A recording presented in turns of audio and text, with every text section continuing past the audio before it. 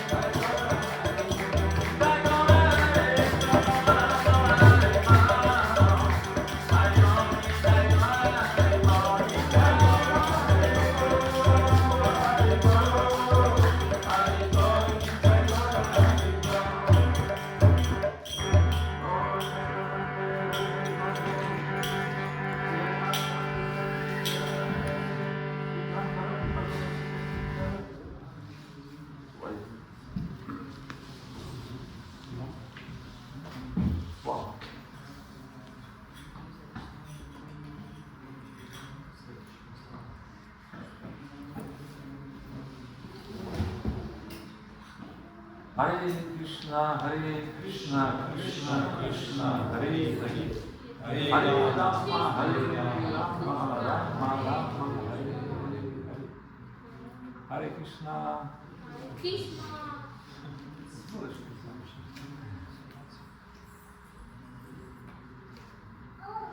Can you hear me nicely? Hare Krishna.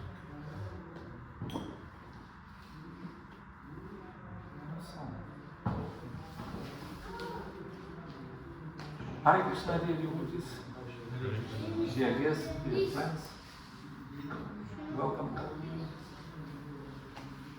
to our Sunday Lord Feast today in ISKCON Montreal Temple.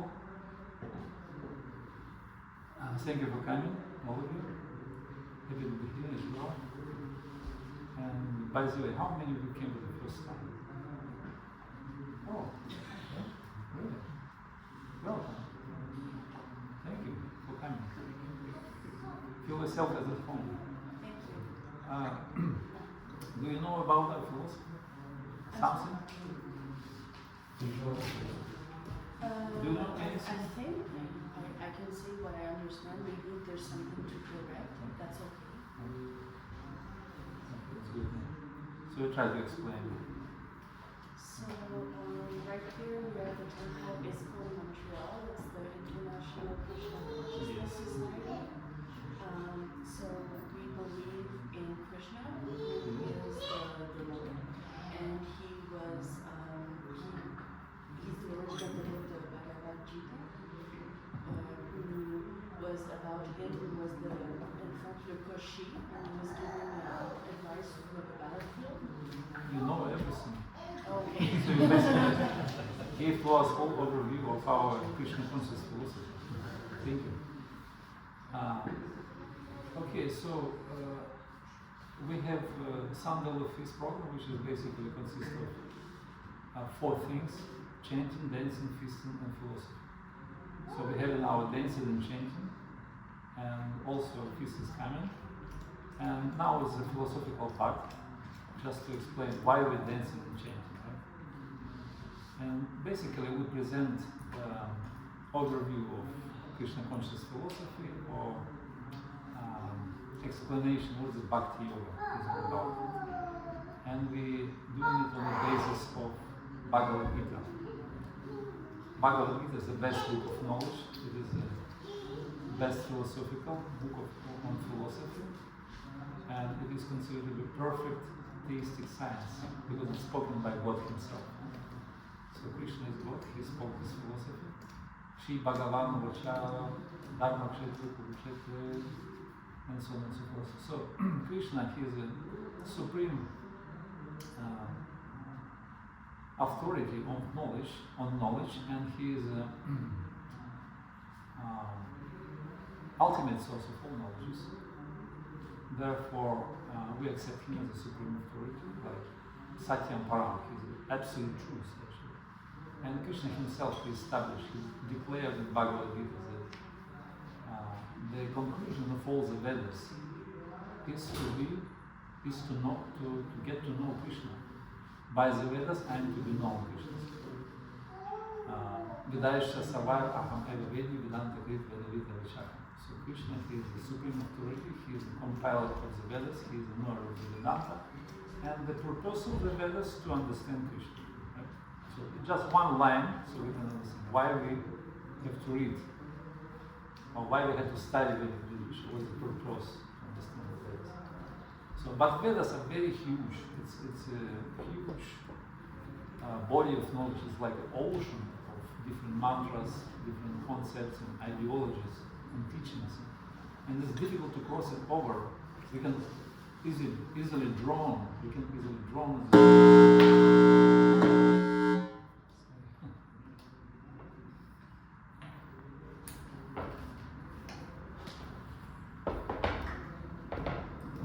Hare Krishna. Oh, this is much better. Now I feel myself a little bit more confident.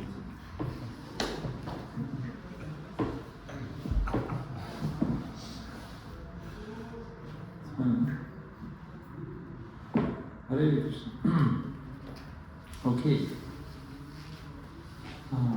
Yes, so, and Bhagavad Gita is like a conclusion of entire Vedic literature. It's like a summary study of all the Vedas.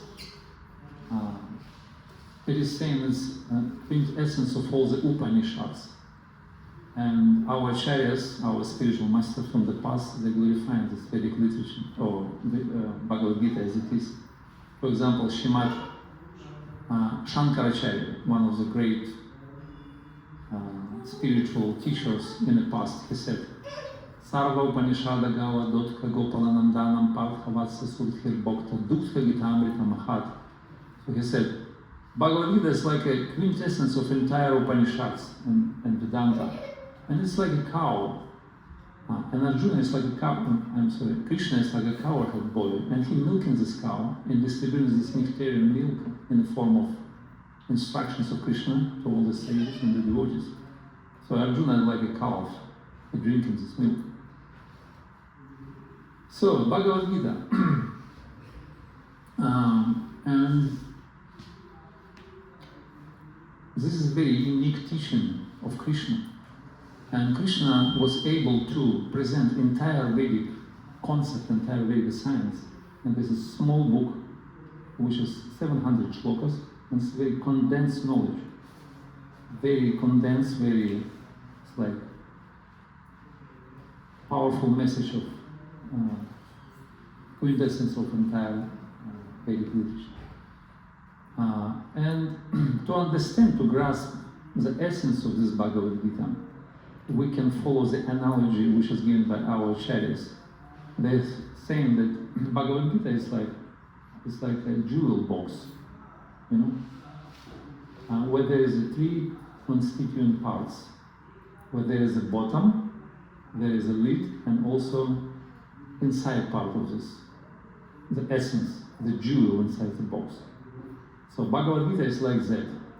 So we try to approach of Bhagavad Gita to understand how to understand this Bhagavad Gita. So they explain in a very digestible way. So it's like a jewel box. And basis of Bhagavad Gita, it is action, activities, spiritual activities. It's called karma yoga, right? Some of the people, they have understanding of spiritual life, like spiritual life is like a secluded meditation, somewhere in a cave. You have to sit, you have to concentrate, meditate in silence, in the mountains, in the Himalayas probably. But it's not. It's a fake idea about spirituality. The real spirituality, it is proper action prescribed by the authorized source, which is Vedas. So first of all, we start with actions, with activities. And Bhagavad Gita explains the art of action. It's called karma, right? So the different levels of karma. Akarma, vikarma, karma. So this is the bottom of spiritual life. So you have to grounded yourself on activities. You have to establish your proper actions in this world. So Krishna explained different levels. He goes through the ladder of yoga. Right? So first step is karma. Karma, different types of karma. First step is called sakama karma. Sakama means activities with attachment.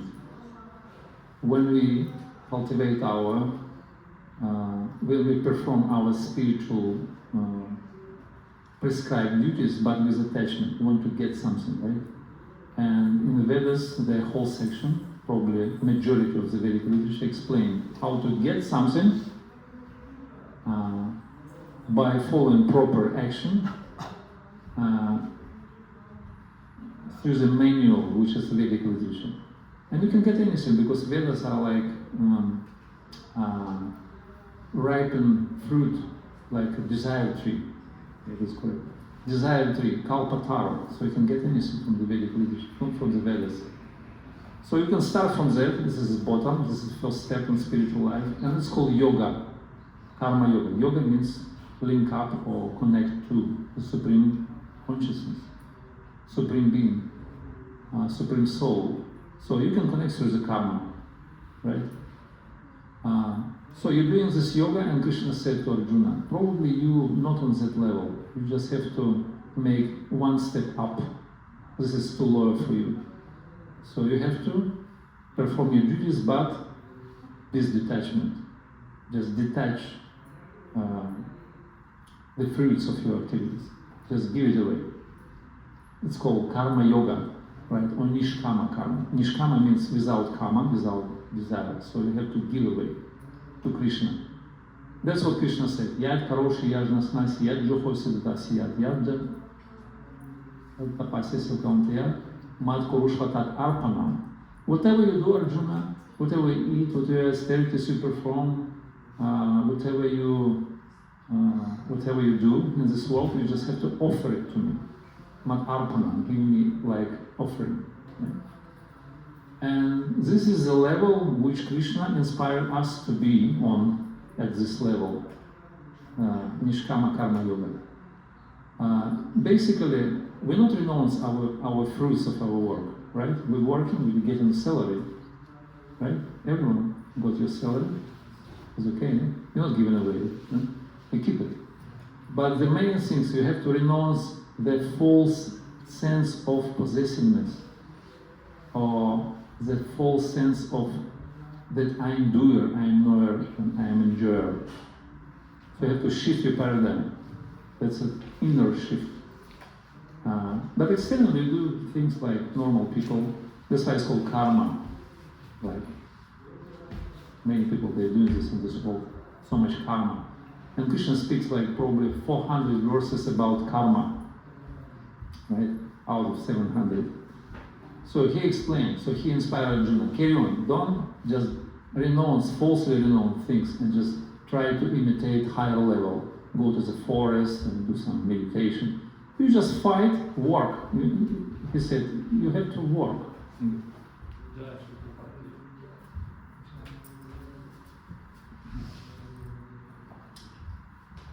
So you have to work, in other words, you have to fight. Arjuna's work was the fighting. So we have to work, we have to think of Krishna in the time of work, and we have to always concentrate on him. And Krishna said, without doubt, you will attain me by doing so. Tasmat sarveshu kalishu mat anusmaram yudhyecha mai arpita mana buddhir mam evashyasim asamshaya. Asamshaya, without doubt, you will attain me. You have to think of me while you're working, right? So try to do this. This is your homework. So this is karma yoga. When you establish on this level of karma yoga, it's called active renunciation. In this world, there are two types of activities. There is active sense gratification and false renunciation. We take one word from each statement and we combine together, and it becomes active renunciation. So this is called nishkama karma, or renunciation through the wisdom. So we're doing this, nishkama karma. So Krishna inspires us. Then he explained this is the foundation of this jewel of Bhagavad Gita, of this jewel box. And then there is a lid on the top of this box, and this lid protects. It's called Jnana Yoga, and this protects essence or inner part from any mixture and false ideologies or false types of knowledge of this world. So this is lid, and this is proper knowledge. It's called Jnana. So what's the definition of Jnana? Does anybody knows? What's the definition of knowledge? So in this world, so many knowledges cultivate, so many different departments.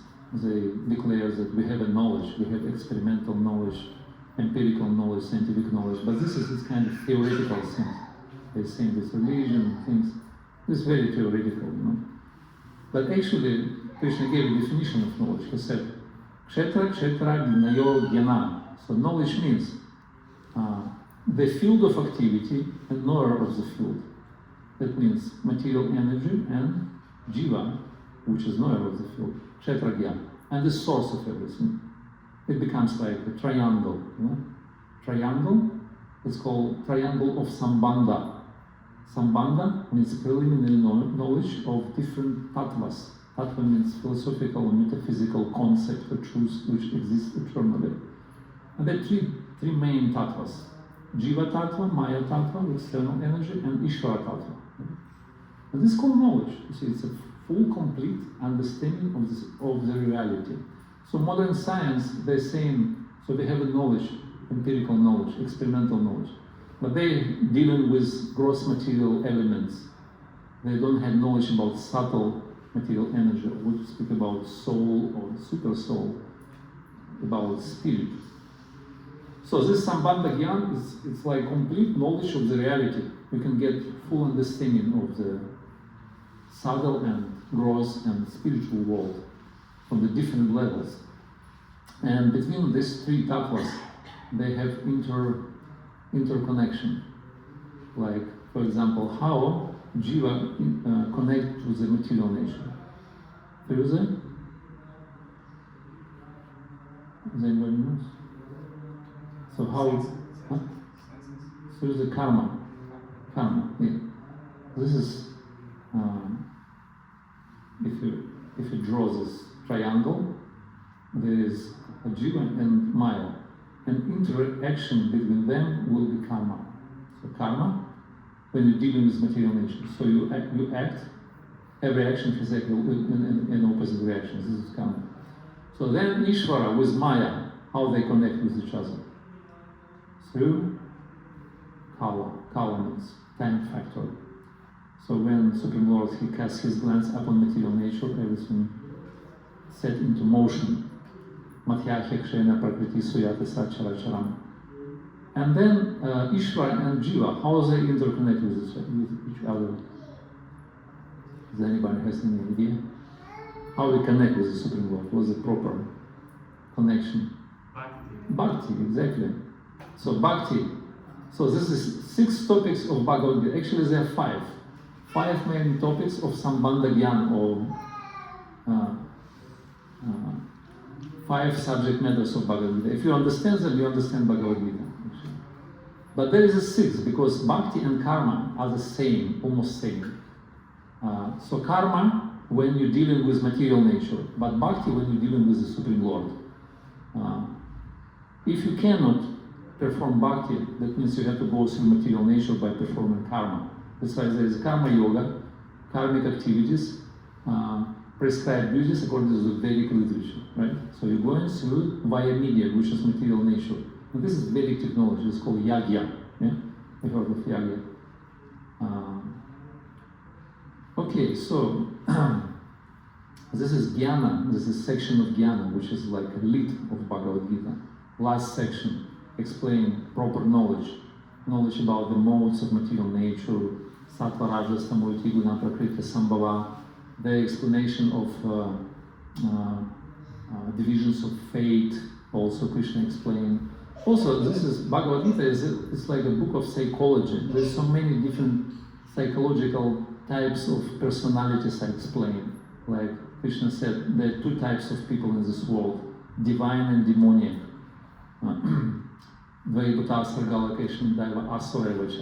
Asuras and Daivas, right?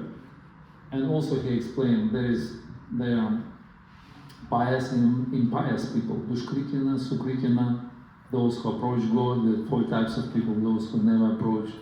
There are also demigod worshippers, impersonalists, and many others. So Krishna explained whole spectrum of psychology. This is a book of psychology. Actually, what does it mean, psychology? Psychology means knowledge of the soul, because psyche from the Greek language is a soul, right? So Krishna explained all these different types of knowledges. And finally, when he explained the things, then he gave an essence. And essence is a jewel from this box, which is the central part of Bhagavad Gita, exactly in the middle. And this is knowledge about? Please tell me. Exactly. Bhakti Yoga. In the middle, in 9th chapter, there is a Bhakti Yoga, most confidential knowledge. Rajya Vidyam, Rajya Gukhyam, Pavitram Idam Uttamam, what's called? Pratyaksha Vagamam Bhatyam, Susukam Kartamavya. So this is knowledge of Bhakti Yoga, which is confidential and is king of knowledge. And this is knowledge which which by practicing which you can get direct experience through your senses. Pratyaksha Vagamam Dharmyam. It's not theoretical knowledge. This is eternal knowledge, Avyayam. And this is joyfully performed, Susukham Kartam Avyayam. And this is Dharma of living entity. This is our eternal inherited constitutional nature by performing devotional service. So Krishna gave it in the middle of Bhagavan. He kind of hides this knowledge. It's hidden knowledge, it's confidential, Rajaguhyam. And this is the essence of Bhagavad Gita. That's what Krishna gave to us. And finally, when he concluded everything, he drew the conclusion. He said, Sarva dharman parityajam mamekam sharanam raja. So last final words of Bhagavad Gita. You just give up all those knowledge which you heard before. All these different layers of different steps on a ladder of yoga. Karma, Jnana, Dhyana, Ashtanga, Sankhya, all these different types of yoga. So basically Krishna gave it two parts, two pathways, how to achieve, how to establish yoga. One is called indirect way, which is ladder of yoga, long way, you just go from one step to another, you go around, you fulfill your desires along the way, and it's like when you're taken up on the stairs to the what is called, for example, skyscraper in Montreal in the downtown. So you're going up to the higher level, you have to take up stairs, and it's long way, it's dangerous. You can trip up, you can just like harm your leg or whatever. But when you take elevator, you just go quickly up on the highest, on the top level. And this is called, it's the second pathway which Krishna gave. It's called Sharanagati, right? So he said, Sarva dharma parityajam mam ekam sharanam braja. Mam ekam, to me, only me, you can surrender to me. You give up everything and surrender, Sharanam. It's part of surrender. And this is like elevator. You jump on elevator, you just immediately up, in a few moments you're on the top level. And you attain perfection. So you attain goal of life. You connect it, you establish a connection.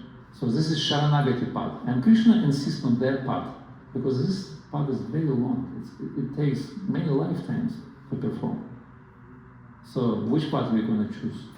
Depends. We have free will. And Krishna explained both. And he said, don't worry, don't be feared, don't fear. I will deliver you from all types of sinful activities. Sarva pabhibhyo moksha ikshami mashichara. Moksha, I give you moksha, I give you liberation from all this type of things. If you think you have worldly duties, you have to perform lots of things, bring up family or do your career or whatever. So Krishna said, don't worry. I will deliver you from all your sinful activities, from all reactions which we think we're going to get if we're going to give up our duties, worldly duties. So, because surrender to Krishna is a supreme duty, it is paradharma, it is paradharma of the soul. Savayapum sa paradharmoya toblikir adhokshaja. This is our ultimate destination, paramgati. Yeah? So that's what Krishna explained in Bhagavad Gita. The essence of that, he said, you have to surrender to me. And he explained how. Madmana bhava mad bhakto mam yajnam namaskuru mam avashyasim satyam te pratijane priyasime. Worship me, bow down before me. Think of me all the time. So conclusion is, we have to think of Krishna all the time. And never forget. Smarta vyog sadham Vishnu smarta vyog najaduchi. So this is a verdict of the Vedic literature, and Bhagavad Gita is the essence of entire Vedas, is a conclusion of conclusive truth of Siddhanta of all the Vedic literature. Is the ultimate conclusion leading to the supreme goal of life given by Krishna. And this is ultimate morality. Think on me and never forget. Whatever you do, you're fighting, you work, you do your worldly duties, but you have to think of Krishna. So this is part of surrender. And this is Bhakti Yoga, this is topmost yoga system. Therefore Krishna said, Arjuna, you have to be yogi. Yogi is better than fruitive worker or philosopher or tapasvi. So yogi on the topmost level. But which kind of yogi?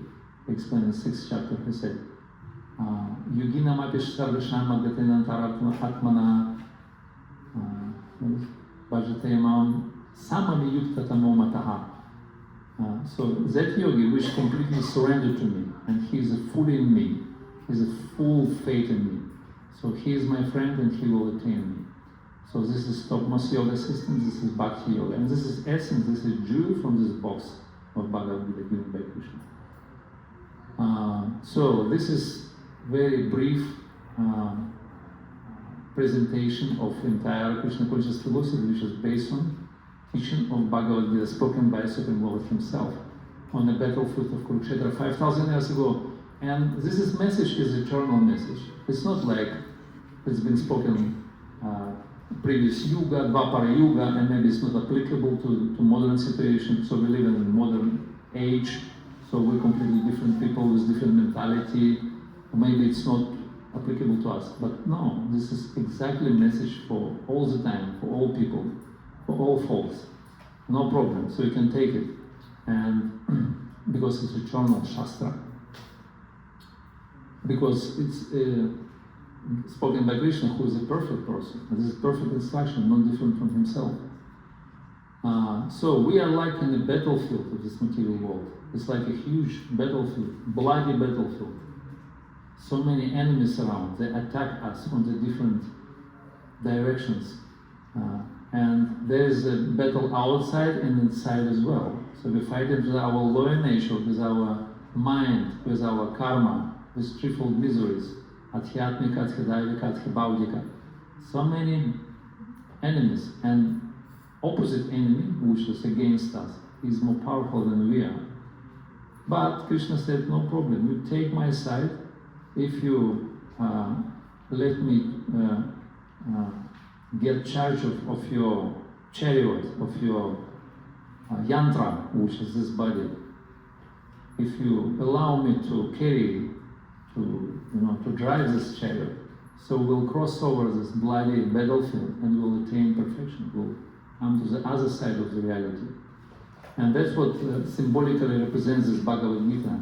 When Krishna on the battlefield with Arjuna, Arjuna is like a soul, individual soul.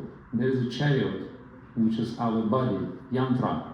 Yantra Rudrani Maya, made of Maya, material energy, consists of this gross and subtle material elements. And Krishna is like a charioteer. He drives this chariot. Our senses like wild horses. They running after the object of this senses of this world. And Krishna, and this is situation. It's very dangerous situation. We're in the middle of the battle. We don't know how to control so many enemies around, and it's like it's completely it's completely stressful situation. And if you allow Krishna to take a charge of it and to take up his instructions and follow, like Krishna said in Bhagavad Gita, we guaranteed we will be successful, we'll cross over and we'll attain perfection. Like Arjuna did it. So that's a symbolical presentation of Bhagavad Gita. All of us were in the same situation. Krishna said at the end of Bhagavad Gita, there is a conclusion. He said, Yatra Yogeshwara Krishna Yatra Parthada Nurdara Tatra Shrir Vijaya Bhutil Dhruvan Ritir Matir Mama. He said, wherever there is a Krishna, supreme mystic, and his devotee, Arjuna, is the best archer, so there will certainly be four things: victory, wealth, morality, and power. Yeah, exactly. Bhutir, Nritir, Vijayir, and Shrir. Yeah, all these four things. So if Krishna on our side, how he can be on our side? if you follow his instructions. So then you become Shishya or disciple of Krishna. And then Krishna takes charge of our situation. And he will lead our chariot to cross this material battlefield. So we'll arrive on the other side and we'll get everything, whatever we like. So therefore, this is only conclusion. So we have free choice, of course. We can follow our false ego. Krishna also explains the consequence of that. He said, Machita sarva durgani na prasadat tarishyasi ahankaram na shomshasi vinangshasi. So he said, if you not follow me, if you not listen, but follow your false ego, you will be lost. You will lose yourself. And you will be defeated by materialism. So we have this choice to follow our mind, our false ego, our false understanding of reality, or we just have to take instructions of Krishna and follow him directly. So therefore we will be victorious. And there will be victory, morality, power, and wealth. So whatever we like, we'll get it from Dharma, Artha, Kama, Moksha, and finally Prema. So this is Bhagavad Gita ended on this point. So Krishna just dropped a hint, some clue how to attain perfection through the yoga system. And Bhagavad Gita is Yoga Shastra. So he's explaining how to establish connection. And then it's further explained in Bhagavad Gita. Okay? So take this knowledge, use it, try to connect, and also share with others. So this is perfect knowledge how to attain perfection in spiritual life, how to fulfill all your desires, how to realize your potential, your spiritual potential, become yourself, the real self. Gaur Premanande Hari Hari Bol. Hare Krishna, Krishna Krishna, Hare Hare. Hare Rama, Rama Rama, Hare Hare. I don't know, we have a time, Yeah. so we can discuss maybe if anybody like to come up and maybe give your understanding or realization or any comments, question, or maybe some complaints, whatever, like, or feedbacks or whatever. Yes, please. Hare Krishna. Hare Krishna. Thank you so much. Very, very nice. Yeah, I was going to say, like, on the news and stuff like that, like we see a lot of wars and stuff going on, and they say like, oh, innocent people are dying, but are these people really innocent that are dying, or is it a reaction from past life karma? You asking or just making Yeah, asking. asking. Oh. Yeah, it looks like very cruel world, right? Innocent people dying, children are suffering, old age people also in a very precarious situation in this world. And it looks like God is cruel. He created such a evil world, right, with all these kind of things. But actually the world is very, it's created in a very harmonious and perfect way. And everything works almost automatically, because Krishna is not involved in these things. He is a super soul in everyone's heart, but he is equally disposed to everyone. Samoha sarva bhutashu named vishwasya priyaha. He never experienced any hate or any preferences to anyone, because he treats everyone on the same level. Why? Because all of us, we are children of God. Ultimately, we are part and parcels of God. Mamaya Vansho Jiva Loke Jiva Bhuta Sanatana. So we, all of us, doesn't matter, we're divine or demoniac. So Krishna treats us all in the same level. He is a super soul. He gives sanction, he supervises, he controls everything. Upadrashtan Mantacha Bhakta Bhakta Maheshwara. So Krishna explained his position, his psychology, mentality, how he treats everyone. And karma is a mechanism of this world which gives to us consequence of our activities. Whatever we've done in the past, it just comes naturally, in its own accord. So we're receiving our karma, it's like, it's very just mechanism. which is given to us the result of our karma. And it seems like some of the people very innocent, very, I don't know, very simple or very, what's the word? Humble, yeah, maybe. So, but they're given such a cruel and heavy consequences. That's how it works. So that's how it works. And this is very, very just system. It's very honest, very precise system. It's a system. It's a huge management of this world. It works like this. And whatever what goes around, it comes around, right? So whatever action has equal and opposite reaction. So you have to reap the harvest, whatever you've done in the past. And there is not any escape from that.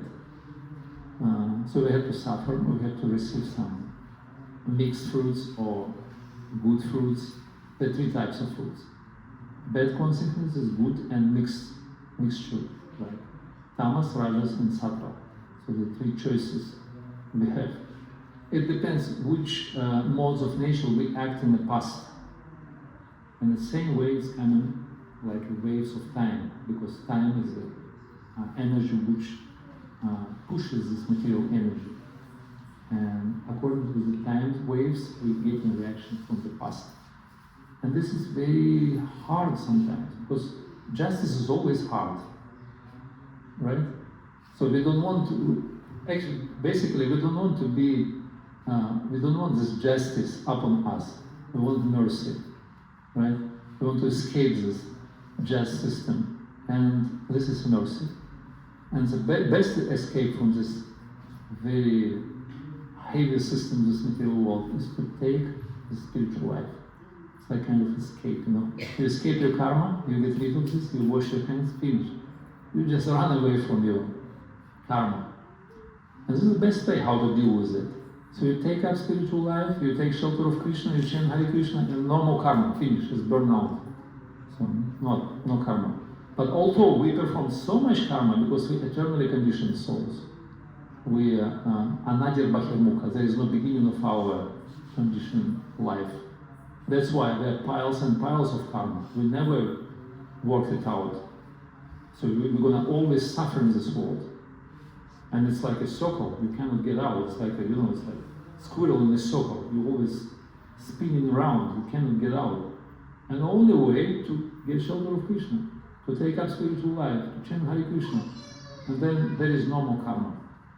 Krishna explained, in Padma Purana it is explained, Aprarabdha palam papa kutam bijam palam mukha praminayava kriyate Vishnu bhakti ratatmana.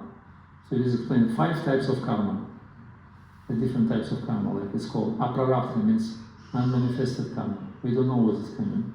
We don't know. It's not yet ripened. It did not come out. Then, in the form of kuta, kuta means some subtle inclination. Somewhere far away, some inclination, we just feel it. Some kind of sensation, what I want to do. Then bija. Bija means seed of desire. So there's desire formed. So your karma manifests in the form of desire. So you know what to do, how to enjoy, how to get something. And then manifested karma means prarabdha. Prarabdha means this is your karma. This is body, gross material, and subtle mind. This is exactly your karma. So you come to the mirror, you look at the mirror, this is your karma. This is not you. If you look at the mirror, this is not you, this is your karma.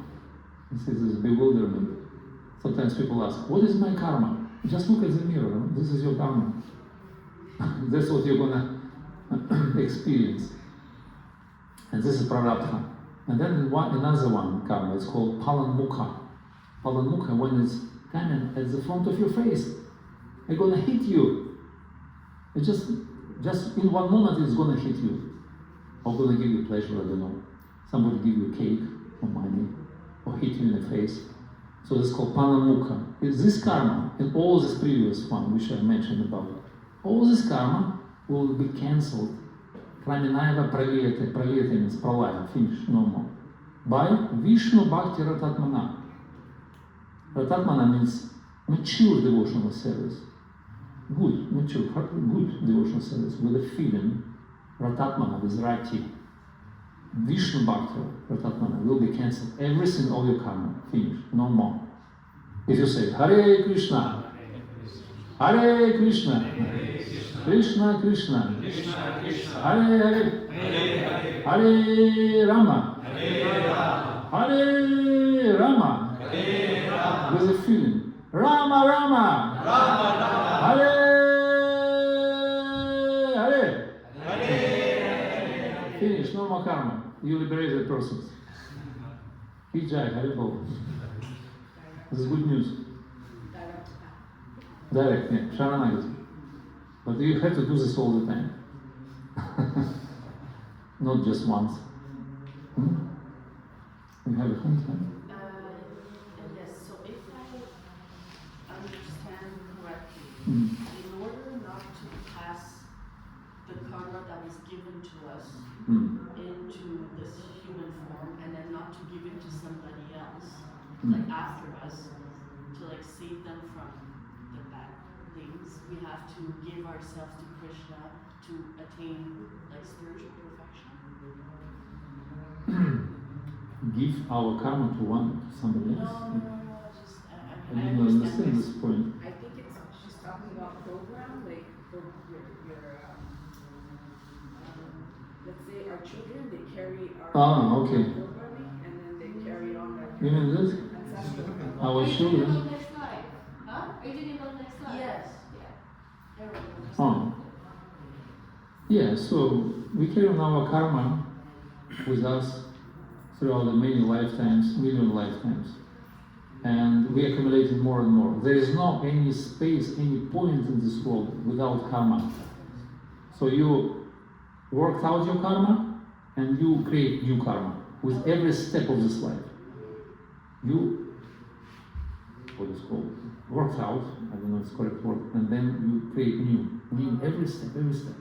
It's like, it's completely, it's a matrix. You can get out. Always karma, always. Karma means bondage. It's not like, something beautiful. Even a good karma, it's always bondage. It's also, because it's like a chain, which chain you to the next body, next material body. Material body means old age, disease, new days, and birth. This is 4 things. This is really big problem of human life. Janma, Mritu, Jara, Vyadhi, Dukha, Dosha, Dashami. This is circle.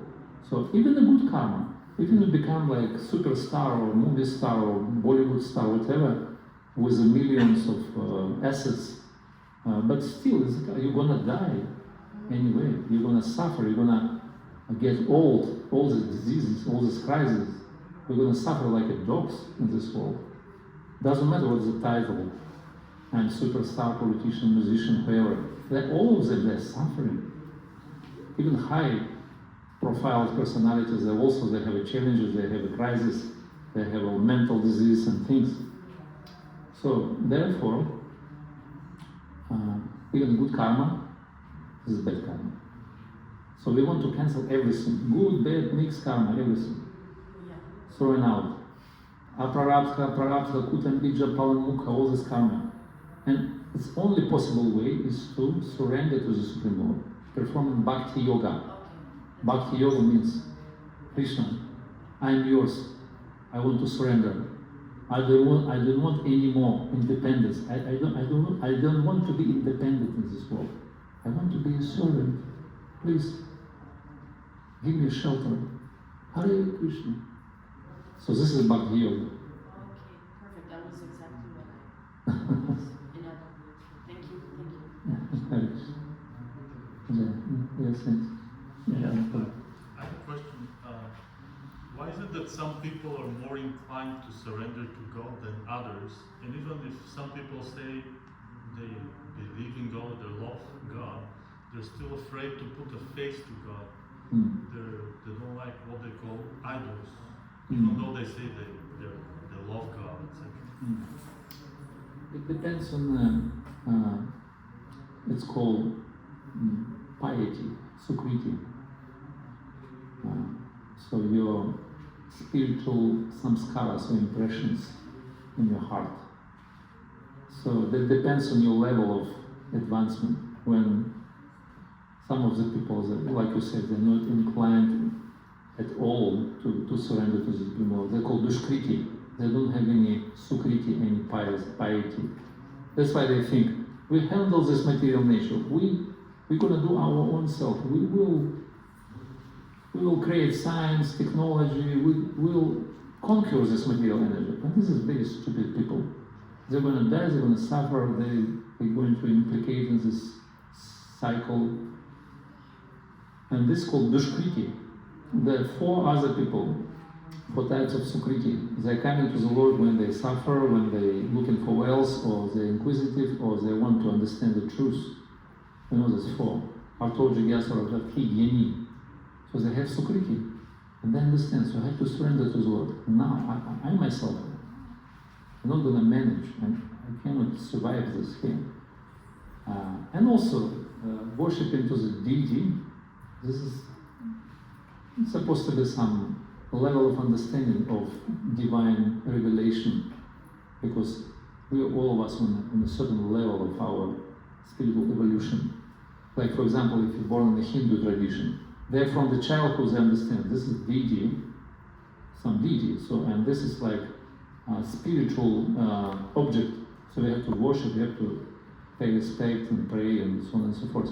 But in modern Western world, this idolization, idol worshiping, idol worship, what is it called? Idolatry, yeah, idolatry.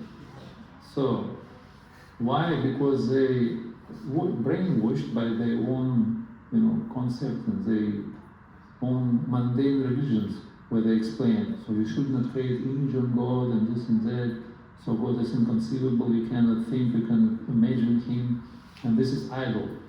Idol means you worship something which does not exist, which you created by your own imagination or mind or whatever.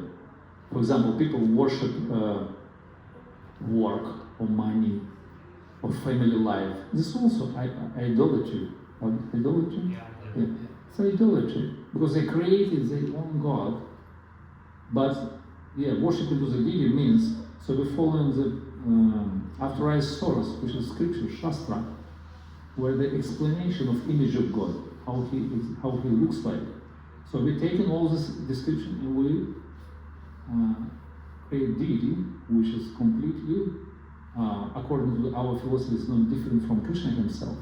And we invite deity inside this form.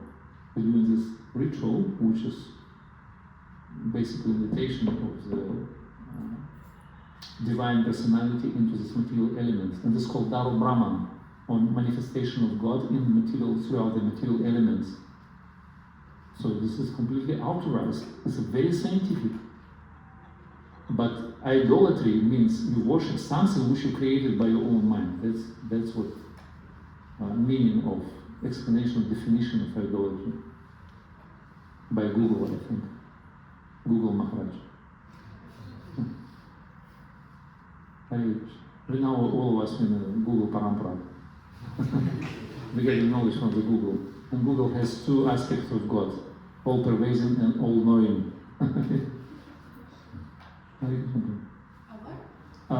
Somebody else. End up. Maharaj explaining Googling. explaining class explaining about Krishna Tattva. He was saying that no one is dear to Krishna, no one is not dear to Krishna. But still Krishna has dear and more dear. Say again? But still Krishna has Krishna, dear and more dear. Yeah. So how can we understand this? How can you reconcile it? Yeah, so there is some different approach of hierarchy, because like Krishna said himself, Samoham Sarva Bhutishuna Medvishusya, I'm equal to everyone.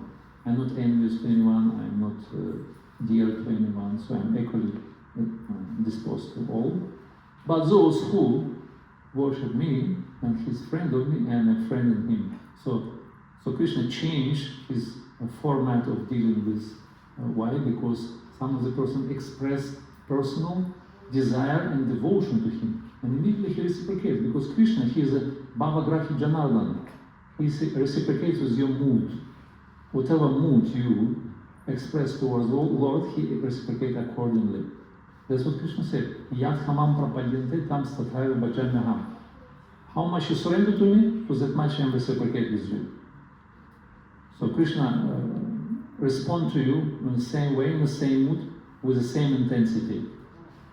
So you surrender to Krishna to some degree, you make one step towards Krishna, Krishna makes 100 steps toward you, and in the same mood. For example, like a Kamsa, he was fearful of God, or Shishupala, he was envious of God. Krishna reciprocated accordingly. He killed both. Yeah, don't worry, but they got benefit out of it. They got liberation. So it doesn't matter how you reciprocate with God, you will get benefit. You envious of him, you fear him, you love him, you express devotion, you got benefit. Doesn't matter, he kiss you or kill you. You'll go back home back to God. Because Krishna has the ultimate purity. But of course, this is not a part of bhakti. We will not express unfavorable mood. Bhakti means Anukulena Krishna Anushurana, means favorable, friendly mood, positive, at least positive, even more devotional. You have to invest feelings, and this is it's called Anukulena, means favorable, disposition towards the Lord. This is bhakti. But anyone who deals with Lord, he gets benefit. In any way, negative, positive, whatever way, all of them. But that's not a bhakti, because asuras or demons, they're doing like this. They challenge God, they deny God, they fight with Him, they want to destroy religion or some religious personalities.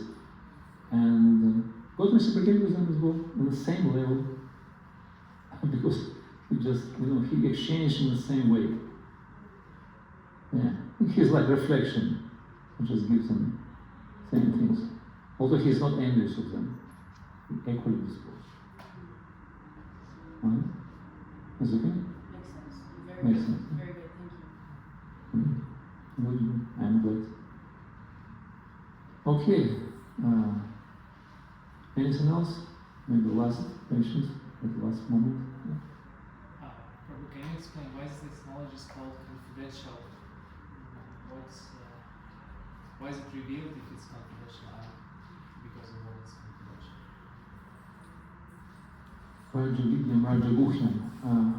Confidential knowledge, because it's hidden inside of Bhagavad Gita in the middle section. It's like the essence of the entire Bhagavad Gita.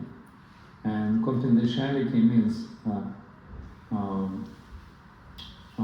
there are different degrees of confidentiality in Bhagavad Gita. For example, it's not open immediately. So you gradually approach to the Lord. So first level is, there are 5 levels of confidentiality. First one is called mundane, Laukika Dharma, or mundane morality. So this first level of approach to the Lord. It's normal. It's like morality of this world, worldly morality, mundane morality, Dharma. So this is first level. Then you go closer to the Lord. Then knowledge of Brahman. So the knowledge about soul. It's more confidential. It's more confident because many people, they don't know that there is a soul and we're not this body and things. Then more confidentiality there. There is super soul in everyone's heart. And this is like very confidential.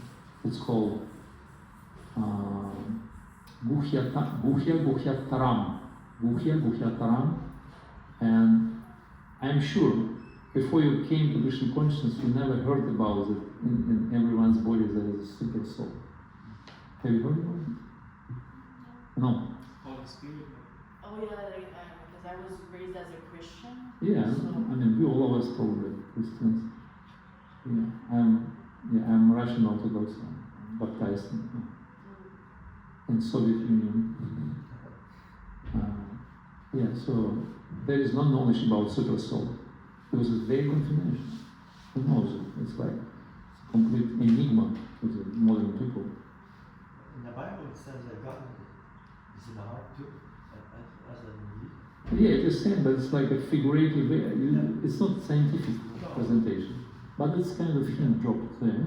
So you will think, what is that? But in Bhagavad Gita, very scientifically explained. Ishvaran Sarvabhuta Shukrita Sharjuna Tishnati, that is in everyone's heart. Krishna, who controls everything. And more confidential knowledge about Bhagavan. So Supreme Lord, he is a sensual living being. He is a supreme being, and you can establish relationship with him in different moods. So this is very confidential. It's called Guhya Tamam. Uttamam means highest, supreme. And there is a more confidential. It's called Sarva Guhya Tamam. Confidential of all confidentiality.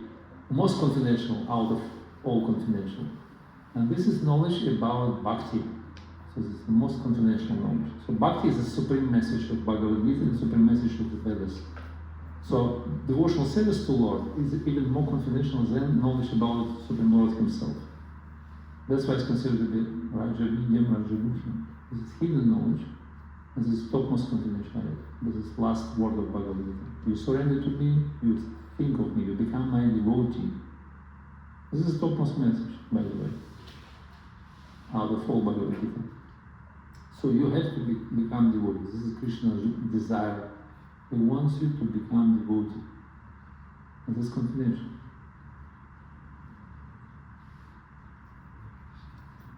Gorpimananda Hari Hari Bol. Thank you very much for tolerating me. Hare Krishna, thank you for coming. Jai. Granthashana Bhagavad Gita ki Jai. Prabhupada ki Jai. ISKCON Montreal Yatra ki Jai. Hare Gorpimananda Hari Hari Bol. Just one remark that His Grace Gaurasundara Prabhu is leaving in a few days, but tomorrow, if you like the class, if you are get inspired by Prabhu, we have a class tomorrow. We have Bhakti Circle from 6 o'clock. We will give another same place here. Will be the class and Kirtan and Prashadam. Please join us for tomorrow. The next class will be. Hare Krishna. Hare Krishna.